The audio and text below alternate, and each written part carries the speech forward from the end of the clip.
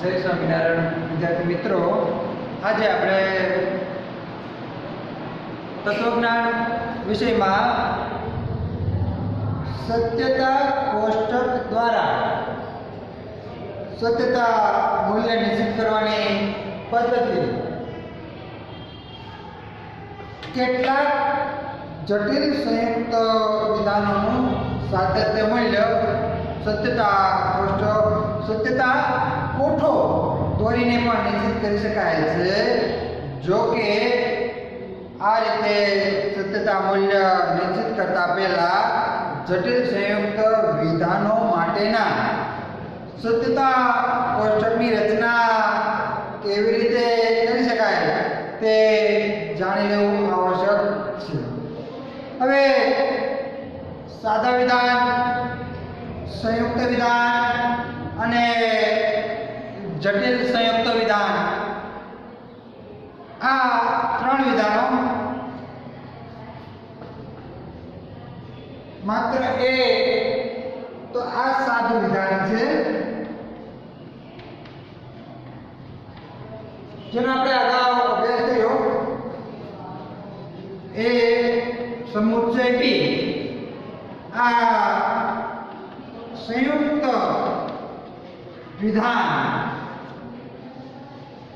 સાદું વિધાન જેમાં કોઈ પણ તાર્કિક કારકોનો ઉપયોગ થયેલો હતો નથી, જેમાં એક કે એકથી વધારે તાર્કિક કારકોનો ઉપયોગ થાય છે, તો તેવા વિધાનને જટિલ સંયુક્ત વિધાન કહેવાય છે। સંયુક્ત વિધાન કહેવાય છે જ્યારે જટિલ સંયુક્ત વિધાન એટલે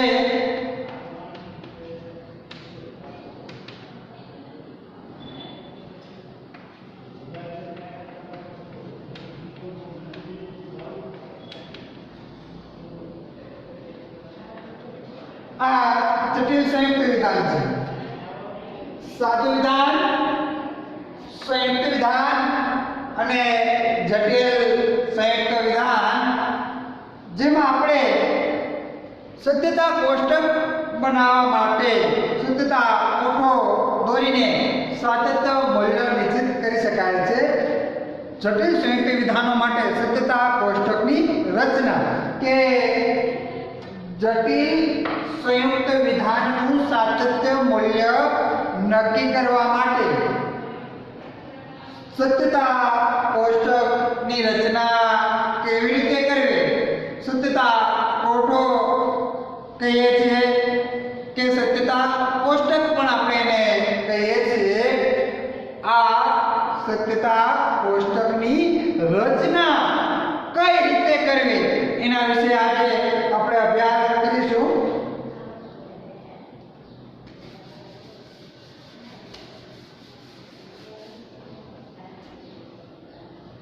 સત્યતા કોષ્ટકની રચના કરવા માટે સ્તંભ અને હરોળની રચના કરવી પડે છે। સત્યતા કોષ્ટકની રચના કરવા માટે શેની જરૂર પડે છે? સૌથી પહેલા તો કે સ્તંભ અને હરોળ। હવે એ સ્તંભ કોને કહેવાય અને હરોળ કોને કહેવાય? તો જે સત્યતા કોષ્ટક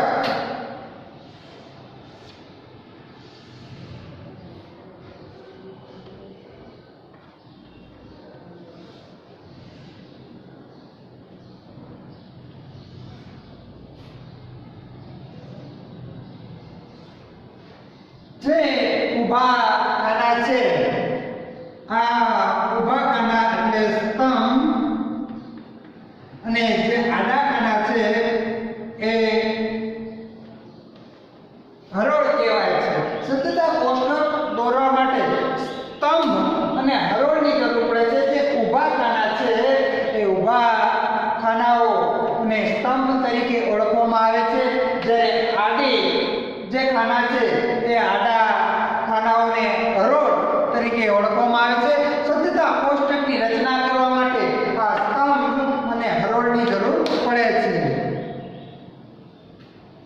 સ્તંભ અને હરોળની જરૂર પડે છે। કે રચના કરવી પડે છે. સતર્કતા કોષ્ટકના ઉપરથી નીચે સુધીના ઊભા ખાનાને સ્તંભ કહે છે. ઉપરથી નીચે સુધીના ઊભા ખાનાને સ્તંભ કહેવાય છે. જ્યારે ડાબી બાજુથી જમણી તરફના ખાનાઓને હરોળ કહે છે. ડાબી બાજુથી જમણી તરફના ખાનાઓને હરોળ કહે છે.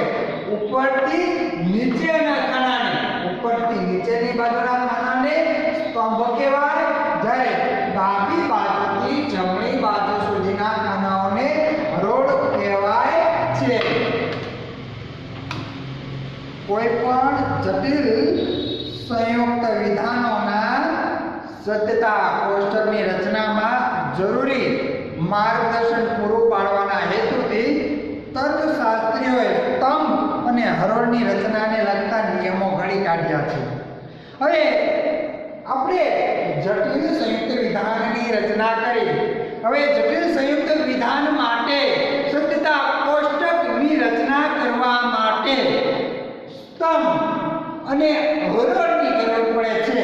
તો આ સ્તંભ અને હરોળના નિર્માણ માટેના કે કઈ રીતે કે આ જટિલ સંયુક્ત વિધાનમાં કેટલી હરોળ આવશે, કેટલા સ્તંભ આવશે, એના માટેના ચોક્કસ નિયમો હોય છે. ચોક્કસ નિયમોના આધારે કેટલા હરોળ આવશે કે કેટલી સ્તંભ આવશે એ નક્કી કરવામાં આવે છે.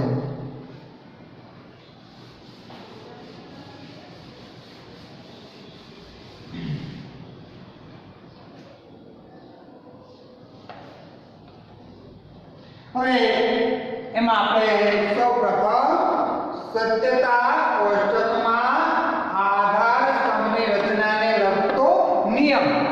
સત્યતા કોષ્ટકમાં આધાર સ્તંભની રચનાને લગતો નિયમ જોઈએ. કોઈ પણ સંયુક્ત કે જટિલ સંયુક્ત વિધાનોના સત્યતા કોષ્ટકમાં એ વિધાનમાં આવતા પ્રત્યેક સાદા વિધાન માટે આધાર સ્તંભ એટલે કે મુખ્ય સ્તંભ. આધાર સ્તંભ એટલે કેવો સ્તંભ? જે મુખ્ય સ્તંભ હોય એ આધાર સ્તંભ કહેવાય. અને આધાર સ્તંભના આધારે જે બીજા સ્તંભોની રચના થાય છે એને ગૌણ સ્તંભો કહેવાય. આધાર સ્તંભના રચનાના આધારે જે બીજા સ્તંભોની રચના થાય છે એવા સ્તંભોને ગૌણ સ્તંભ કહેવાય છે. જ્યારે મુખ્ય સ્તંભ એટલે કે જેના કારણે આધાર સ્તંભની રચના થાય છે. જેટલા સાદા વિધાન માટે આધાર સ્તંભ રચવાના હોય છે, જેટલા વિધાન હોય એટલા આધાર સ્તંભ રચાય છે. જો કે એકનું એક સાદું વિધાન એક કરતા વધારે વખત આવતું હોય તો પણ તેનો આધાર સ્તંભ એક જ વાર રચવાનો હોય છે.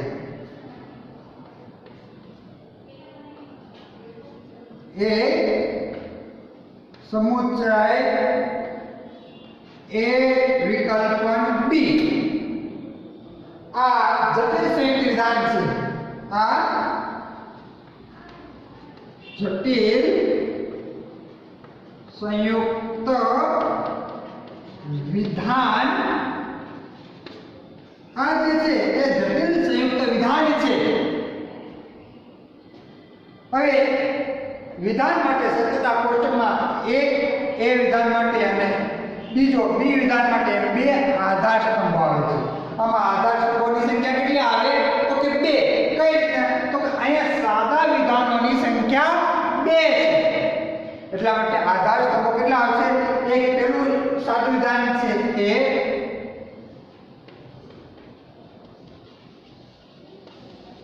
પહેલું સાદું વિધાન એ અને બીજું સાદું વિધાન છે એ બી. આ બંને સાદા વિધાનો છે એ અને બી. આ બે આ જટિલ સંયુક્ત વિધાનમાં સાદા વિધાનોની સંખ્યા કેટલી છે મિત્રો? તો કે આ જટિલ સંયુક્ત વિધાનમાં સાદા વિધાનોની સંખ્યા 2 છે. એક એ અને બી. હવે આ બે આધાર સ્તંભોના આવશે કારણ કે તેમાં a અને b એમ બે સાદા વિધાનો છે. એ વિધાન 2 વખત આવતું હોવા છતાં તેનો આધાર સ્તંભ તો એક જ રાખવાનો હોય છે. અહીંયા a છે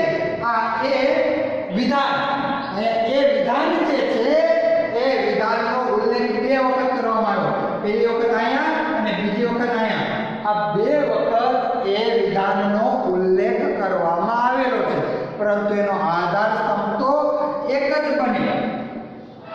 આધાર સ્તંભ કેટલા બને? એક જ આધાર સ્તંભ બને છે.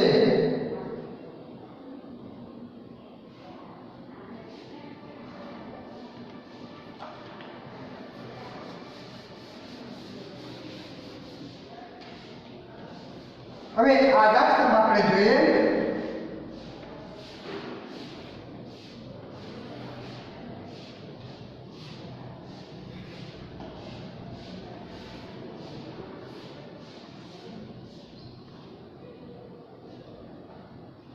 A, B, B, 3 A વિકલ્પન B અને 4 A સમુચ્ચય A વિકલ્પન B. હવે આમાં જો મુખ્ય આ બે આધાર સ્તંભો છે, A અને B. આ બે આધાર સ્તંભો છે અને આ 3 અને 4 એ ગૌણ સ્તંભો છે. હવે આ બે આધાર સ્તંભોના આધારે ગૌણ સ્તંભોની રચના થાય છે. તમે જો પેલું સાદું વિધાન A એનો એક આધાર સ્તંભ, બીજું સાદું વિધાન B એનો એક આધાર સ્તંભ, પછી ગૌણ સ્તંભ A વિકલ્પન B તો એનો ત્રીજો ગૌણ સ્તંભ અને 4 આખું જટિલ સંયુક્ત વિધાનનો એક સ્તંભ બને છે. એમ કરી અને આમાં 4 સ્તંભોની રચના થાય છે.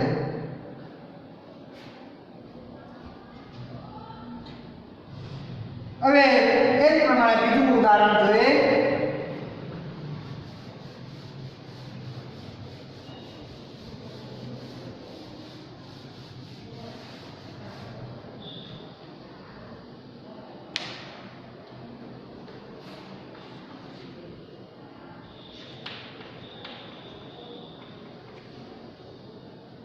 R વિકલ્પન M શક્તિ N.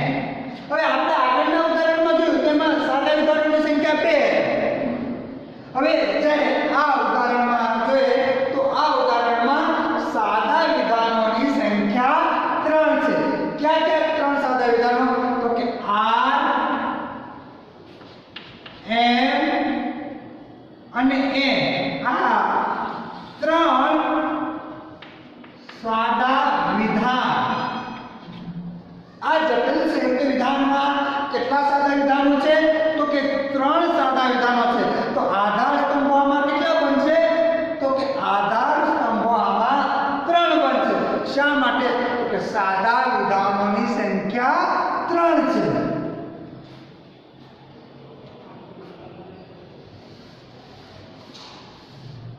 હવે આનો આપણે સત્યતા કોષ્ટક દોરી એના આધાર સ્તંભો જોઈએ.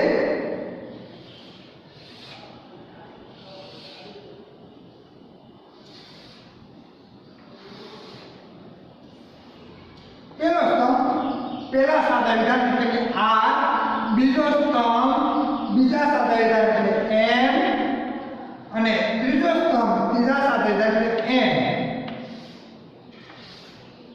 આ 3 સાદા વિધાનોનો મુખ્ય આધાર સ્તંભ બને છે. પછી 4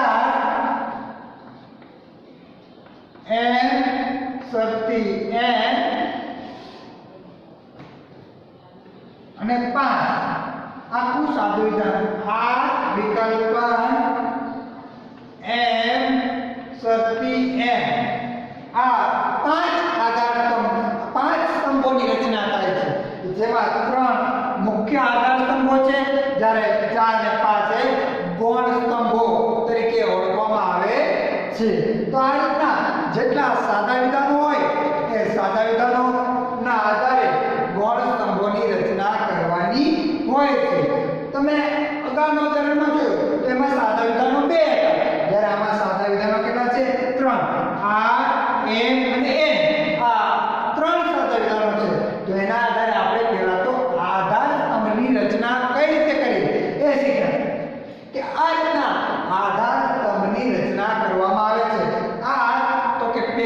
આ સ્તંભ n બીજો સ્તંભ અને n એટલે ત્રીજો સ્તંભ.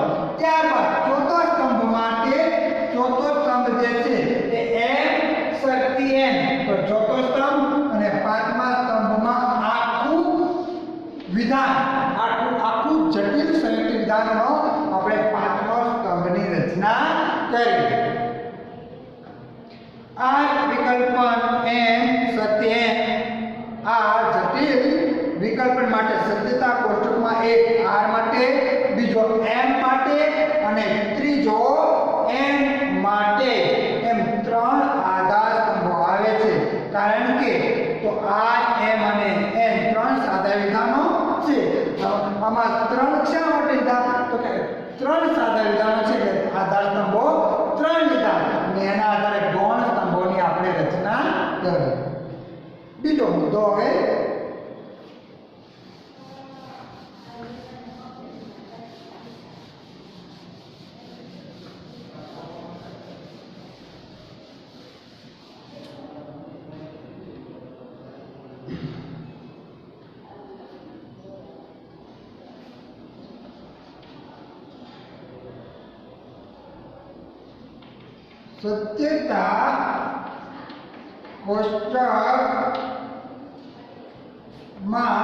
સત્યતા કોષ્ટકમાં હરોળની સંખ્યાને લખવાનો નિયમ. હરોળની સંખ્યાને લગતો નિયમ. સત્યતા કોષ્ટક આપણે પહેલા જોયા.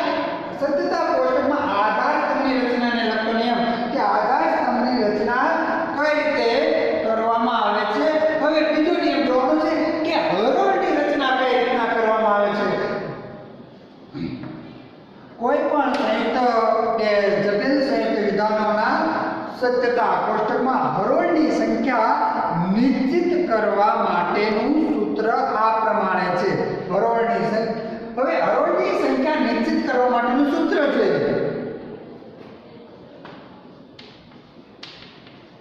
હરોળની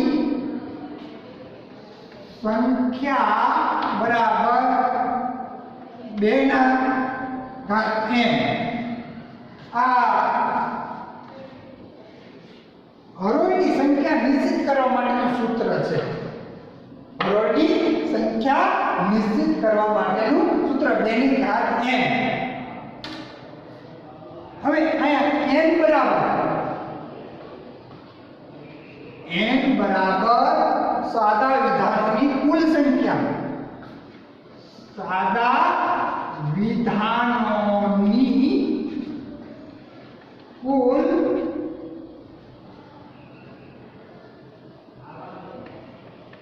સંખ્યા. n એટલે શું? આ n ઘાત આપણે લીધી.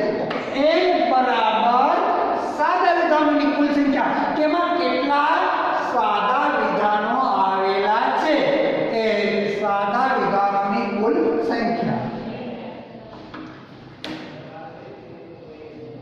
હવે કોઈ પણ જટિલ સંયુક્ત વિધાનમાં બે સાદા વિધાનો એક્ઝામ્પલ તરીકે બે સાદા વિધાનો છે. એક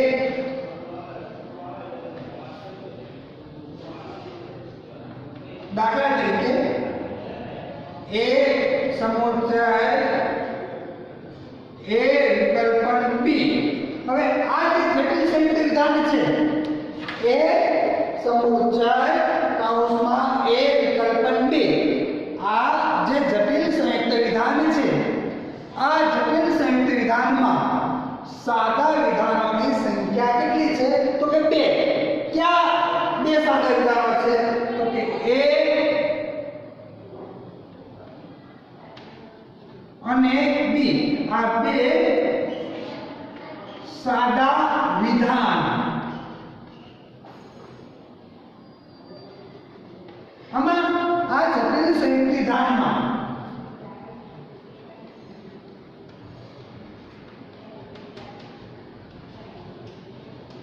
આ જટિલ સંયુક્ત વિધાન છે. આ જટિલ સંયુક્ત વિધાનમાં કુલ સાદા વિધાનો કેટલા છે તો કે કુલ સાદા વિધાનોની સંખ્યા 2 છે. તો હવે એના માટે 2 ની ઘાત 2 2 ગુણ્યા 2 બરાબર 4. 2 એટલે આ જે જટિલ સંયુક્ત વિધાન છે એમાં કેટલા હરોળ આવશે? તો કે આ સંયુક્ત વિધાનમાં હરોળ આવશે 4. કેટલી હરોળ આવશે? 4. એ જ રીતના બીજું ઉદાહરણ જોઈએ. આ વિકલ્પાન n શરતી n. હવે આ બીજું જટિલ સંયુક્ત વિધાન છે. આમાં સાદા વિધાનોની સંખ્યા કેટલી છે? તો કે 3. તો 2 નો 3 ઘાત બરાબર 2 ગુણ્યા 2 ગુણ્યા 2 બરાબર 8. તો હવે આ જો સાદા વિધાનોની સંખ્યા 3 હોય, સાદા વિધાનોની સંખ્યા 3 હોય તો 2 ની 3 ઘાત બરાબર 2 ગુણ્યા 2 ગુણ્યા 2 બરાબર 8. એટલે કે હરોળની સંખ્યા આવે છે 8. આ જ પ્રમાણે એક સાદું વિધાન હોય તો 2 ની 1 ઘાત બરાબર 2 ગુણ્યા 1 બરાબર હરોળ આવે છે 2. જો સિમ્પલ યાદ રાખવા માટે, સરળતાથી યાદ રહે માટે જો સાદું વિધાન 1 હોય, સાદા વિધાનની સંખ્યા 1 હોય તો હરોળ આવે 2. સાદા વિધાનની સંખ્યા 1 હોય તો હરોળ કેટલી આવે? 2. જો સાદા વિધાનોની સંખ્યા 2 હોય તો હરોળ આવે 4. સાદા વિધાનોની સંખ્યા 2 હોય તો કેટલી હરોળ આવે? તો કે 4 હરોળ આવે છે. જો સાદા વિધાનોની સંખ્યા 3 હોય તો હરોળની સંખ્યા કેટલી આવશે? જો સાદા વિધાનોની સંખ્યા 3 હોય તો હરોળ આવે છે 8. જો સાદા વિધાનોની સંખ્યા 4 હોય, 4 સાદા વિધાન હોય તો હરોળ આવશે 16. જો સાદા વિધાનોની સંખ્યા 5 હોય તો હરોળ આવશે 32. એટલે ખાસ મિત્રો યાદ રાખજે સરળતા માટે. આ નિયમ છે અને નિયમથી એકદમ સરળ જો હોય તો એક સાદા વિધાન માટે હરોળ આવે 2, 2 સાદા વિધાન માટે હરોળ આવે 4 અને 3 સાદા વિધાન માટે હરોળ આવશે 8 અને 4 સાદા વિધાન માટે હરોળ આવશે 16 અને 5 સાદા વિધાન માટે હરોળની સંખ્યા આવે છે 32. એ જ પ્રમાણે 6 હરોળ હોય તો 64 ને એથી મોટો 32 થી મોટી હરોળની સંખ્યાના દાખલા લગભગ ક્યારેય પૂછાતા નથી. આમ તો 16 હરોળના દાખલા પૂછાય છે. સત્યતા કોષ્ટકની 16 હરોળ સુધીના દાખલાઓ પૂછાય છે. 16 થી વધારે હરોળ સુધીના દાખલા બહુ ઓછા. આ 32 સુધીના ક્યારેક પૂછાય જાય પણ 32 થી વધારે હરોળના દાખલા ક્યારેય પૂછાશે નહીં. એટલે 2 નિયમો આપણે જોયા અત્યારે.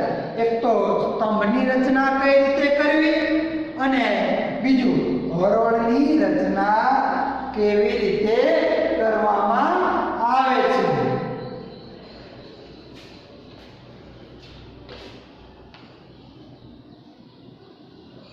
આ નિયમ પ્રમાણે એક આધાર સ્તંભવાળા સત્યતા કોષ્ટકમાં 2 હરોળ, 2 આધાર સ્તંભવાળા સત્યતા કોષ્ટકમાં 4 હરોળ અને 3 આધાર સ્તંભવાળા સત્યતા કોષ્ટકમાં 8 હરોળ આવે છે. ત્યાંથી આપણે આવતા પીરિયડમાં વધારે ભણીશું.